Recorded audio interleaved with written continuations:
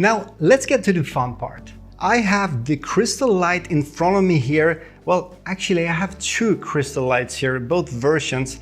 Anyway, I've been playing around with these two for almost a week now. And spoiler alert, it's a pretty dang awesome headset. But before we get to my impressions, let's just have a quick look at the pre-production sample more in detail. As far as I can tell, Crystal Light uses the same housing material and finish as the Crystal. The Comfort Kit face foam is reused here, same as the plastic eye relief, identical back and side foams, as well as the nose flap, which I find very good for blocking out light. Obviously, since the headset don't use battery power, the rubber top strap was removed. Instead, we now have a wide, adjustable and comfortable headband. I was informed though that the headband is not final version on these units and it will get further improved upon final version. At the backside we see the same adjustable audio strap here, apart from the lack of battery compartment of course. The proximity sensor or the awareness sensor, well, the one over here is there and it works as before, detecting if headset is in use and turning off the panels when the headset is not used. There is no longer a switch for PCVR or AIO mode anymore, of course. Remember, this is a pre-production unit. In the final product samples, the hole for the switch will be gone. It's not gone here. The power and volume buttons are identical to Crystal, although the motorized IPD buttons are removed, or well, will be removed in the final version.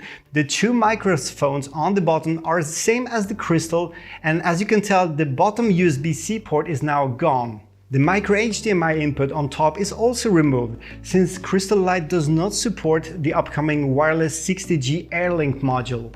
Now let's have a look at the front cover, which is easily detachable and replaceable. Inside we have a connector that allows for optional accessories such as the Lighthouse faceplate accessory to enable Lighthouse tracking with base stations and compatible controllers. Well, the design underneath the front cover will probably change a little bit, but we can already tell there will be no active cooling with fans since it's no longer needed. And I also heard that even the heat sinks are gone now because it's really not needed. It has been tested and it's proven. I can testify that the headset never really gets warmer than usual, probably because the passive cooling, whatever it is without heat sinks, is sufficient enough for the QLED panels to stay relatively cold.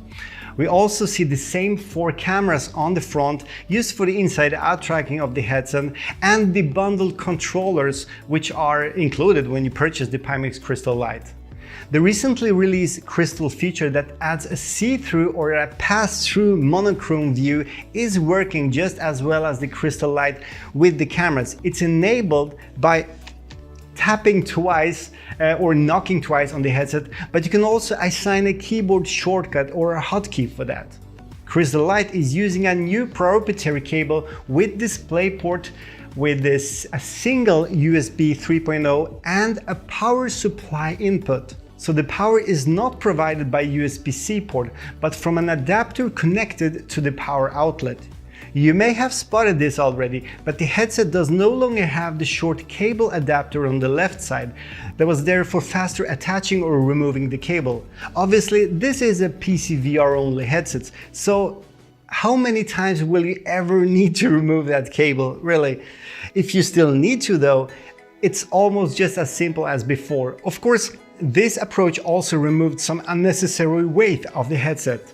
Lastly, but maybe most importantly, we are looking at the same 35 ppd aspheric glass lenses also used with Crystal. These will not be removable though, and these screws for the lens frame you can see here will not be there on the final version of Crystal Light. Alright, so now you have seen it, at least the pre-production version of the Crystal Light, which is currently widely tested in-house right now, finalized and polished before mass production begins.